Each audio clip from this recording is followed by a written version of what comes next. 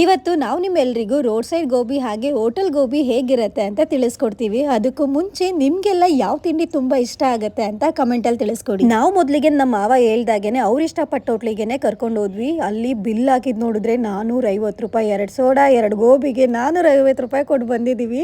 ನನಗೆ ಟೇಸ್ಟ್ ಕೂಡ ಅಷ್ಟಕ್ಕಷ್ಟೇ, ಅಷ್ಟೊಂದು ಇಷ್ಟನೇ ಆಗ್ಲಿಲ್ಲ.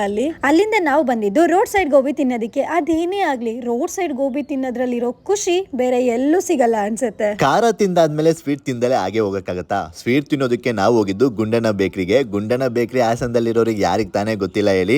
ಇಲ್ಲಿ ಹೊಸದಾಗಿ ಮ್ಯಾಂಗೋ ಸ್ಟಫ್ ಮತ್ತೆ ಚಾಕ್ಲೇಟ್ ಸ್ಟಫ್ ಅಂತ ಮಾಡಿದ್ರು. ನಂಗಂತೂ ಮ್ಯಾಂಗೋ ಸ್ಟಫ್ ಅಂತೂ ತುಂಬಾನೇ ಇಷ್ಟ ಆಯ್ತು.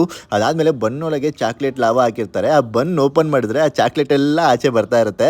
ಅದು ಕೂಡ ಯಾವುದೋ ವಿಡಿಯೋದಲ್ಲಿ ನೋಡಿದ್ದೆ, ಅದನ್ನ ತಿನ್ಲೇಬೇಕು ಅಂತ ಬಂದಿದ್ದು. ತುಂಬಾನೇ ಚೆನ್ನಾಗಿತ್ತು. ನೀವು ಒಂದ್ಸಲ ಹಾಸನಿಗೆ ಬಂದಾಗ ಟ್ರೈ ಮಾಡಿ, ನಮ್ಮನ್ನು ಕೂಡ ಜೊತೆ ಕರ್ಕೊಂಡೋಗಿ ಆಯ್ತಾ. ಉತ್ತಮ ಸ್ವಭಾವವು ಉತ್ತಮ ನೋಟಕ್ಕಿಂತ ಮುಖ್ಯ. ನಿಮ್ಮ ನೋಟವು ವಯಸ್ಸಾದಂತೆ ಬದಲಾಗುತ್ತದೆ, ಆದರೆ ಒಳ್ಳೆಯ ಸ್ವಭಾವವು ನಿಮ್ಮ ಜೀವನದುದ್ದಕ್ಕೂ ನಿಮ್ಮನ್ನು ಬೆಂಬಲಿಸುತ್ತದೆ. ಎಲ್ಲರ ದಿನ ಶುಭವಾಗಲಿ. ಎಲ್ಲರೂ ಖುಷಿಯಾಗಿರಿ.